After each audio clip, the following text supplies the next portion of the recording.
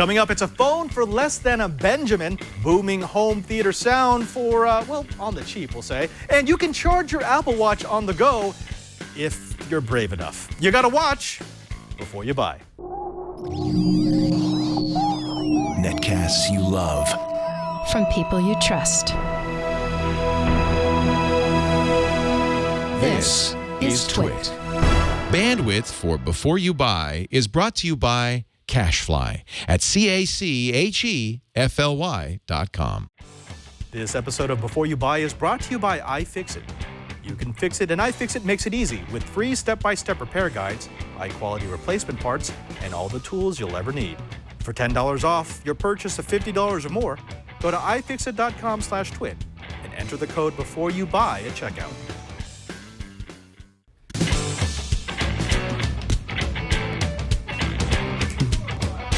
Single. Hey, and welcome to Before You Buy. It's Twit's product review show, where we take the latest and greatest gadgets and gizmos that we get here into the Twit brick house in Petaluma, and we give them to the people who can give you the most honest reviews possible. This first review is, well, no surprise because it's a phone, so we had to bring in our phone guru, Miriam Jouar. Miriam, thank you for coming back. Hello, I'm back. Now, of course, we like it when you bring in the flagships. We love the beautiful cameras, we love the beautiful screens, but every once in a while, you get yourself a budget phone. And you know, it's a good thing because it keeps me honest. It keeps you honest. Because there's a lot of people out there who don't care or don't have the budget to get a flagship phone, especially full price, right?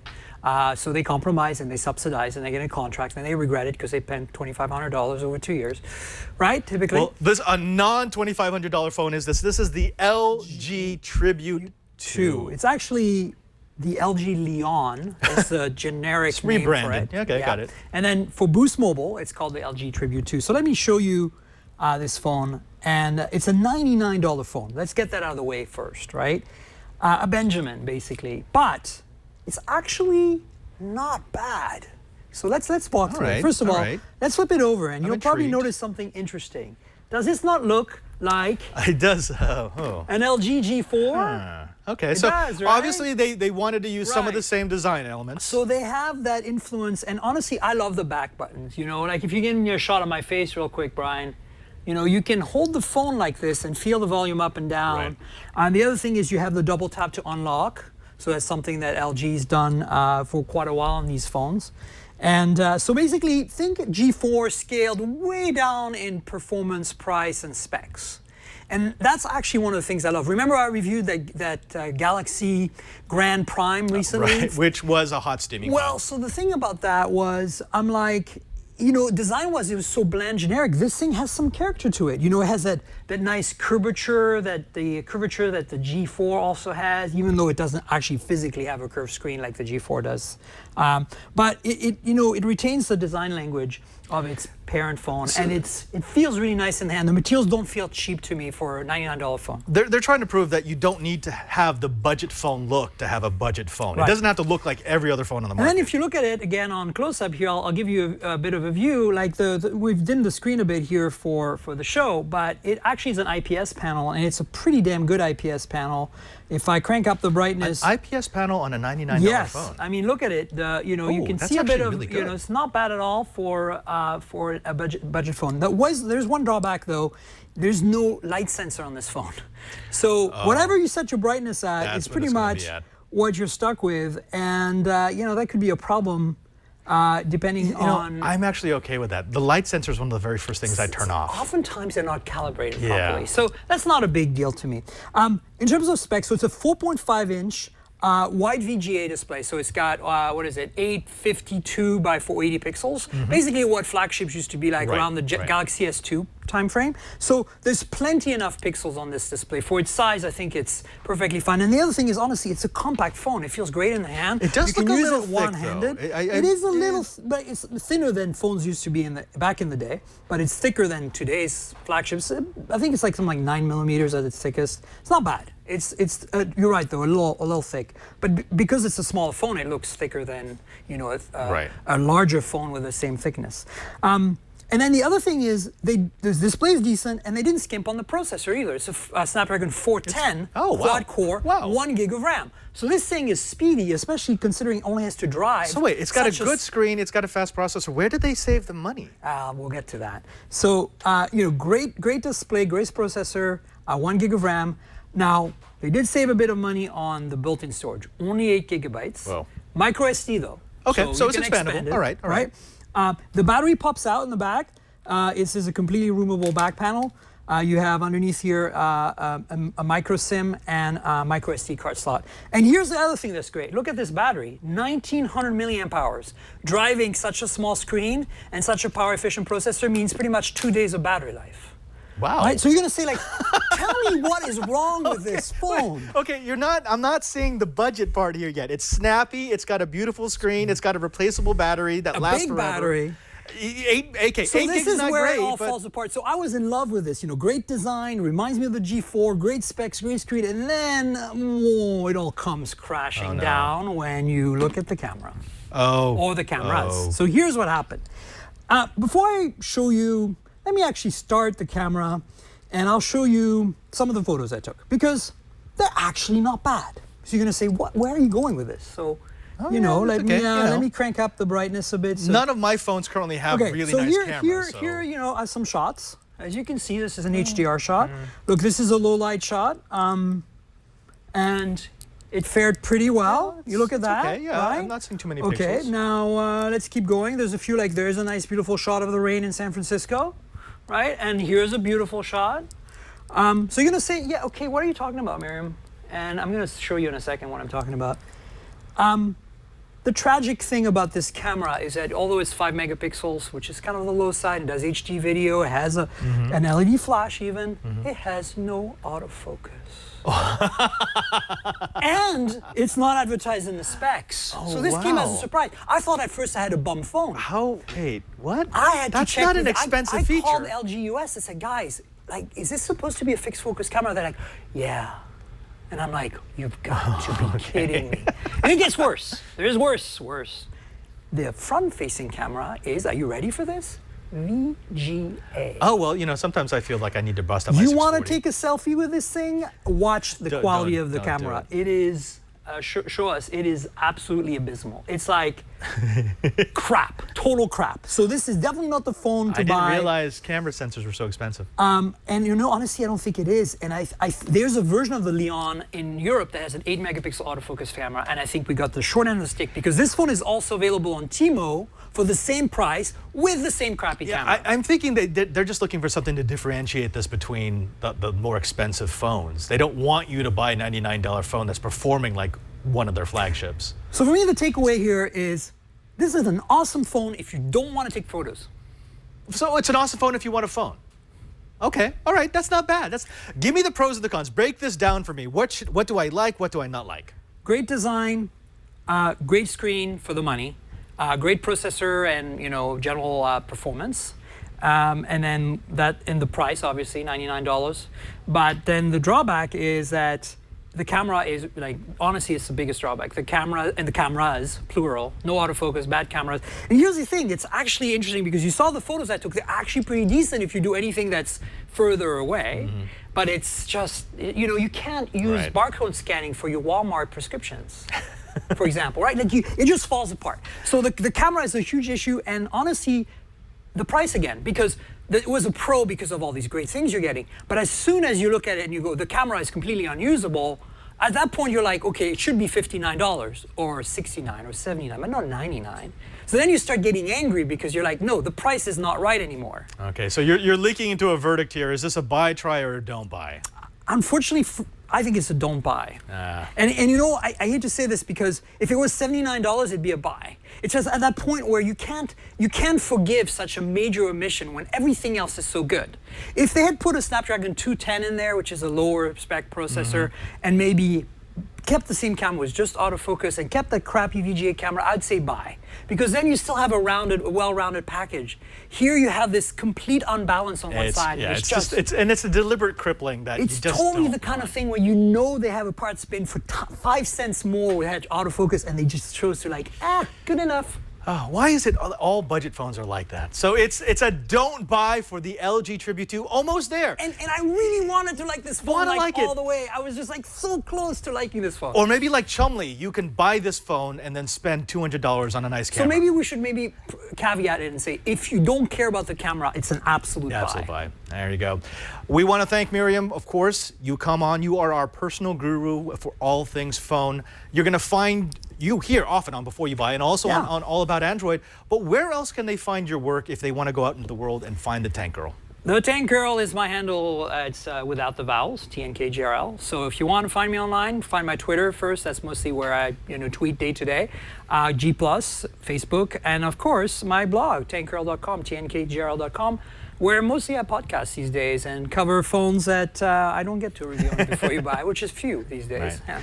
Thank you so very much. It is always a pleasure. It's always an honor to have you on.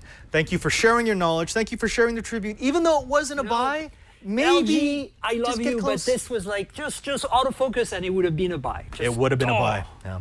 You know, there's been something going on lately. A little bit of Star Wars craziness. Have you seen a little ball spheroid thing I saw that's getting popular? I was excited. BB-8. I think everybody's excited. Yeah, well, we had a chance to have a BB-8, and we were all like, yo, dog, we heard you like BB-8, so we put a BB-8 with a BB-8. So actually, that doesn't work. We gave it to Mike Elgin, and this brought out the inner Star Wars geek. Hey, it's Mike Elgin here. Just going to be reviewing this little guy right here. This is the BB-8 by Sphero. You've heard a lot about it.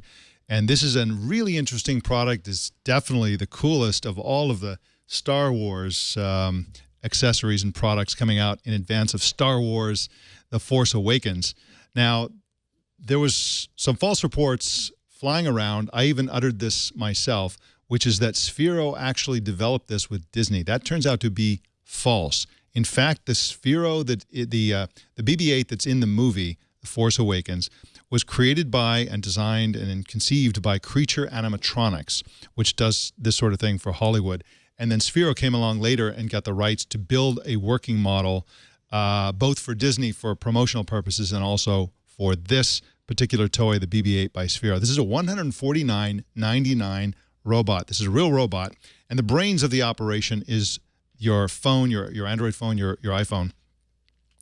And everybody's surprised by how small this is. When they hear about it, when they see it on TV or whatever, they think it's going to be larger. It's about the size, the body here is about the size of a baseball. So you get a sense that of that before you buy it. It's a pretty small little thing. It comes with a charging dock that's also a display stand. You charge it for 3 hours and you get about an hour of rolling around and exhibiting its appealing personality. And again, this is a real robot. Sphero makes robots that they specialize in these kind of ball robots where everything is encapsulated inside. The charging is wireless, the head comes right off. It's not actually attached. It flies around and rolls around and looks around just by the internals of this thing, which it's actually a magnet, but Sphero calls it the Force to keep the head on its round shoulders there. This is fast. It goes up to 5 miles an hour. You can move it under direct remote control. You can also put it on sort of autopilot, and it will actually map the room that it's in, roughly, and it'll convey that information back to the app, tell you how fast it's going, where it thinks the obstacles in the room are, and so on. And it can show VR holograms, and you can record your own holograms with this thing and play them for other people. Of course, it doesn't actually show the hologram in real life. You have to be looking at the Sphero through the app, and it will show the Sphero through your phone's camera and then show the hologram on the screen of the device. It's still a pretty convincing and very cool effect. It keeps track of how much distance it rolls and its current speed at all time. Now let's talk about the hardware. As I said, the body part of this is completely sealed. There's no screws, there's nothing in it, and all of the innards are completely waterproof. So you could actually throw this in water and no water would get inside of it. It's one of the nice things about this. It stays upright all the time because it's weighted on the bottom, and inside there are two polyurethane wheels, and under the head there are two little roller wheels as well to help the head roll around based on where the magnet tells it to go. It's got 2 lithium-ion batteries, which again are wirelessly charged. There's an induction charger inside the display stand, and there are different colored lights in it as well. And so there are 2 red lights and 1 blue light. And one cool pro tip is that the blue light will always show the direction that it intends to go when it goes forward. So if you're looking at it and you're not sure which direction it's going to go in, just look for that blue light, and that's the direction it will go in. Now, the software, is an app, basically. It's actually a very sophisticated app that's done very well. It's very well designed. And it has basically 4 modes. It has drive, message, patrol, and settings. The drive lets you control it. It takes a little learning to figure out how to control this thing. It's a little squirrely because, again, it's a round ball, and if you're on a flat surface, a flat floor that's smooth as opposed to a carpet, it's going to go flying around and bumping into things. Fortunately, it's super durable. Now, if you set it into patrol mode, it will go around on its own, making noises, figuring out its environment. And if you go into settings, there are lots of things you can do in the settings. You can control various things. You can turn on or off the sounds. You can switch to metric units. You can even send diagnostics or go into demo mode, or you can even force a firmware update for the device itself. And the base has a button also. If you press that button, it sort of comes to life and does a variety of things, makes noises and things like that. So it's very, very cool. And there's nothing else on the market like this. This is just a completely unique product. Now let's go through the pros and cons. The pros are, number 1, it is very charming. This is a convincing creature. It's got lots of personality. It says things. It rolls around. If you say it's a trap, it runs away. So yeah, it does understand some basic voice commands. And it's just a fun thing to have around. If you have pets or kids or whatever, they're going to just never get tired of having this thing running around, basically having its personality. It's very durable, so it's always smashing into walls, but it never seems to get a scratch on it, which is a great feature. And it gets new features over time, so the app will be updated over time. And what I'm hearing is that as we get closer to the movie, it'll get more like little teaser movie stuff that will reveal more about this character and what it does in the movie. And the app is really surprisingly well designed. The cons are that some people will think this is expensive. It's $149.99, which, for a little toy like this sounds expensive. I think that it's actually a really good price, but some people don't want to spend $150 for something that really isn't of any practical value. It constantly crashes into walls or rolls off tables, or it'll go downstairs. It has no ability. It's not like a Roomba vacuum cleaner where it can sort of monitor itself and make sure that it doesn't go in the wrong place. It will just go randomly. It'll go right out the door and down the street if you don't keep the door closed. And it's kind of hard to control. It's not as easy to control as, say, a little car or a walking robot or something like that, because it is a ball, so it's a little squirrely. And what's my recommendation? Try, buy, or don't buy? What, are you kidding? This is definitely a buy. And that is my review of the BB-8 by Sphero. I hope you enjoyed this review, and if you get one, I hope you enjoy it. Make sure you take video and post it so we can see it, and shoot me a note and let me know how you like it at elgin.com. And that's my review. Back to you. This is Brian Burnett for Before You Buy, and today I'm taking a look at the Vizio 40-inch 5.1 channel soundbar that includes a wireless subwoofer and wireless satellite speakers. Out of the box, you are presented with the 4 speakers and a plethora of cables and mounting hardware, a remote control. One of the first things I noticed was all the different connections, and it really impressed me, was the stereo RCA connection and also a 3.5 millimeter stereo connection, RCA coax connection, optical Tosh-Link connection, an HDMI ARC connection, and even a USB drive, but that would only support WAV format. So taking a closer look at the soundbar, it has a left, center, and right speaker. The dimensions of it are 40 inches by 3 by 3 inches. And it houses 2.75 full-range drivers. The satellite speakers, which do left-back and right-back channels, are each 3 inches by 5 inches and house 2.5 range drivers. And also included is the 12.5-pound subwoofer with a 6-inch long throw driver. All the speakers have matching details. They look really nice with the black mesh grille and high quality brushed aluminum plate sides and tops. Also has a really nice etched Vizio logo on them. The main soundbar has 5 buttons with the power, the input, the Bluetooth, and the volume controls. I really enjoyed using the soundbar as a regular Bluetooth 4.0 wireless speaker, and the nice thing is it also supports aptX codec. Sound was very linear and maintained quality at low volume all the way up nearly to the max. For pros and cons, obviously the sound quality is up there. It's a very good sounding system, and that's what you want when you're buying something like this. The second pro is that it is wireless. Gone are the days of having to run wires through your walls to connect the rear speakers and subwoofer. And the last pro would be the quality. These feel really well built. The design is nice, and it comes with all the hardware that you'd need to mount it or hook it up to your entertainment system. The only con I could really come up with is that the subwoofer is a little bassy. It's definitely not a deal breaker. In the end, is the Vizio a buy, try, or don't buy? I'm going to have to give it a try. Some people might find the subwoofer a little too bassy, and depending on your situation, you might want to go with a different system, but for the build quality and the sound and the price, this is definitely a system you'll want to check out. That's been my review of the Vizio 5.1 channel soundbar with wireless subwoofer and satellite speakers. This has been Brian Burnett from Before You Buy. Thanks for watching. It's a try for the Vizio 5.1 soundbar system from our very own cranky hippo Brian Burnett. If you're looking for a home theater system that's not overly expensive, that gives you decent sound, but without some of the frills of the higher end system, maybe that's the one you want to take a look at. We want to thank Brian. Of course, you're going to find him with me on Know How every Thursday at 11 o'clock a.m.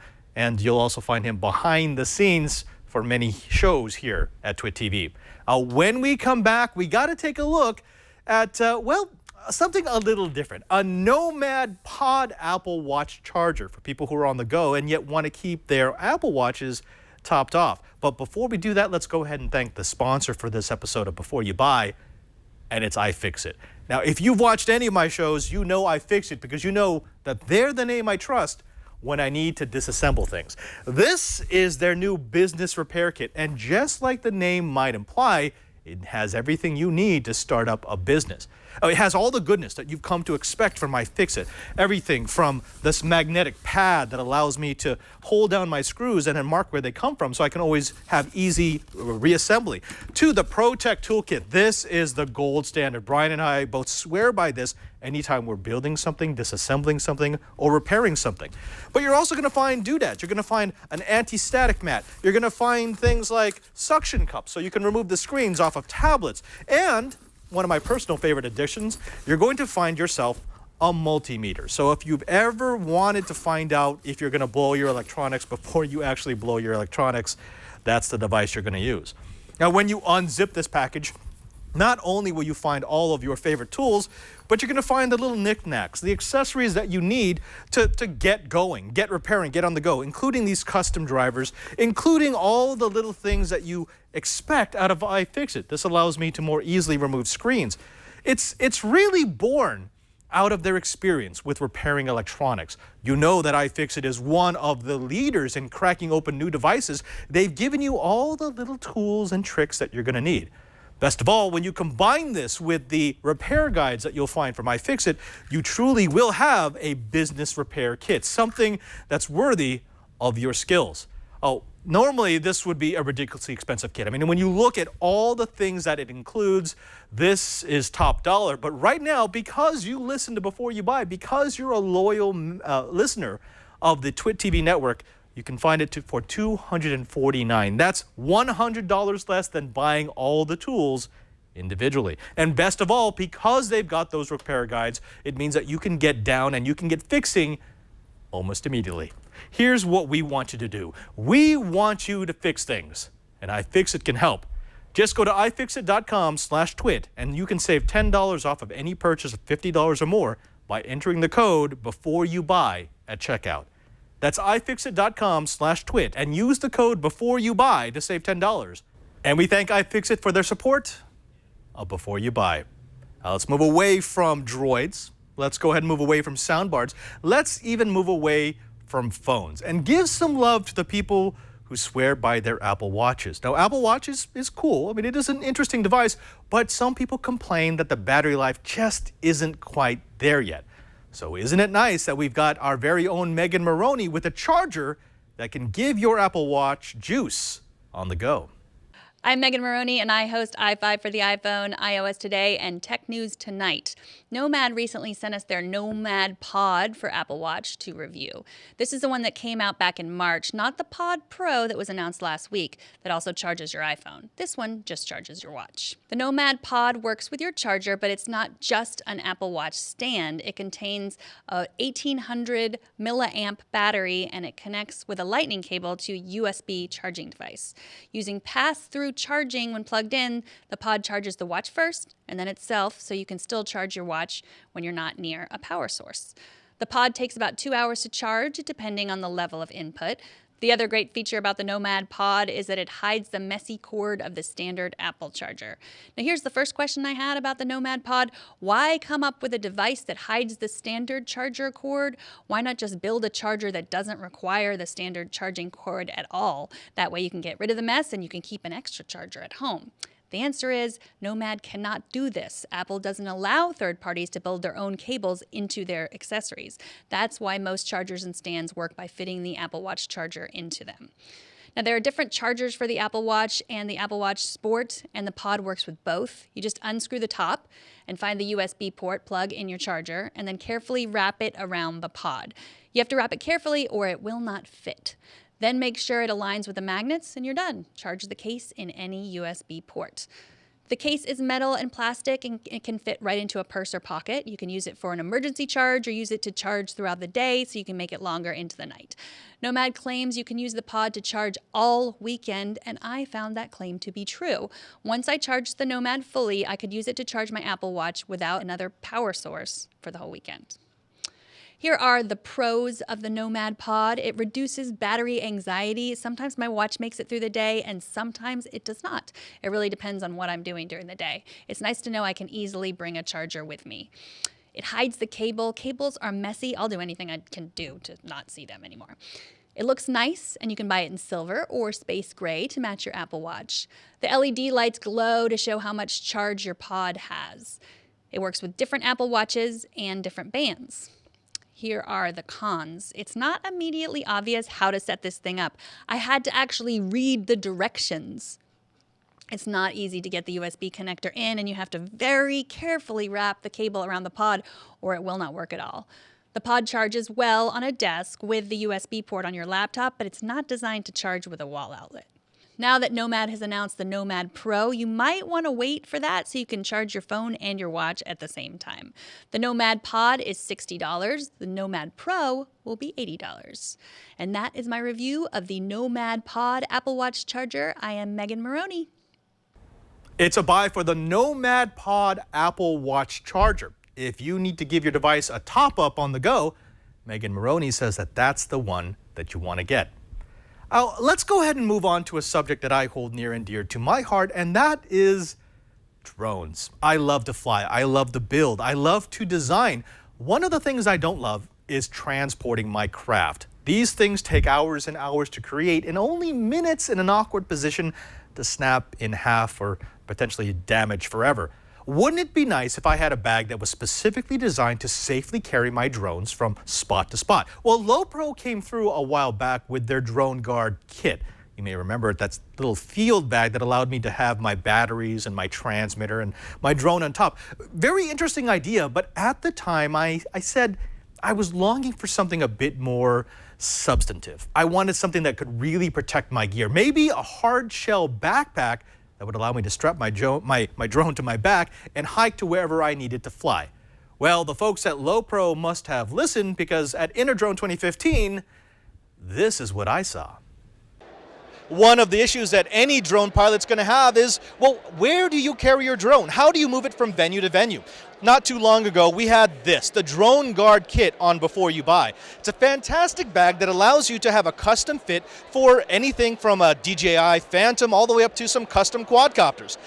But when we had it on the show, we had one issue, and that is we would like it to be a bit more portable. Perhaps the ability to put it in a bag and move, which is why we're here at Lowepro, and I'm speaking with Lynn, who's going to show us the new DroneGuard. Lynn, this is a hard shell case, a departure from the DroneGuard kit. Tell me, what are you trying to do with these? So this gives people the option if they want a little bit more protection. So unlike the DroneGuard kit, this actually has a hard shell. It allows for some rigid protection, but it's extremely lightweight. So if you're going to carry it, it gives you that nice lightweight construction, but it also has removable backpack straps. So it allows that sort of design with a bit of padding for comfort. One of the things that I really liked about the original kit was it was a custom bag. You understood what drone pilots need. They need something where they could put their transmitter, where they could put their batteries, where they could stick their props, and you made sure that you had fastenings for all of them. You've done much of the same thing with this new DroneGuard bag, but with the addition of the hard shell case, it means that I should be able to take my drone without worrying about it getting crushed in luggage. Correct. So this is great for its carry-on, so you can carry it on with you. If you're taking it for more than just out from the car to the field, you're taking it for some distance. It allows for that protection and security. I have to admit, thanks to Lowepro, I've been playing around with one of these for about a month now. Fantastic piece of kit. But when will it be available, and how much is it going to cost? So these two models are available as of yesterday. You can get them on lowepro.com or many of our retailers. This model here is good for the Parrot and the smaller drones. It's $129.99. This model here is great for DJI or 3DR, and it's $149.99. Lynn, thank you very much for talking to us. And if you've got a drone and you need to travel, you got to get guarded with Lowepro. I want to thank the folks at Lowepro for getting me this a few weeks ago. This is a production sample of the new DroneGuard. And I have to say, I really like what they've done with this. They've taken all of the elements from the original kit and they've included it. Everything from the loop so I can hold my tools and my props to the container for my transmitter, my batteries. The fact that it has a nice snug area for me to secure my drone so that it's not going to be rattling around in the case. They did everything from that DroneGuard kit, except they did it inside this hard shell bag, which I really like, and they turned it into a backpack, which is absolutely phenomenal. This means that I can hike to wherever I need to go and be ready to fly. Now, I can't wait until they send me the actual production version, because I want to use the exact same version of the bag that you folks can buy out there. And I'm going to use it when I travel with my drone to the various shows that I do around the country. But until then, we're going to have to end this episode of Before You Buy. We're fresh out of time. I want to thank all of our reviewers. That includes, of course, Miriam Jouar, Mike Elgin, Brian Burnett, and Megan Maroney. Without them, we wouldn't have a show. We also wouldn't have a show without the people who are behind the scenes. That's Lisa and Leo for letting us do Before You Buy. That's Karsten Bondi, our producer, and Victor. Victor, could you say hi to the folks? Hello, everybody. That's Victor. He's kind of shy, but he's really the powerhouse behind the editing here at the Twit Brick House. Well, I'm Father Robert Ballecer, and until next time, remember, you gotta watch before you fly.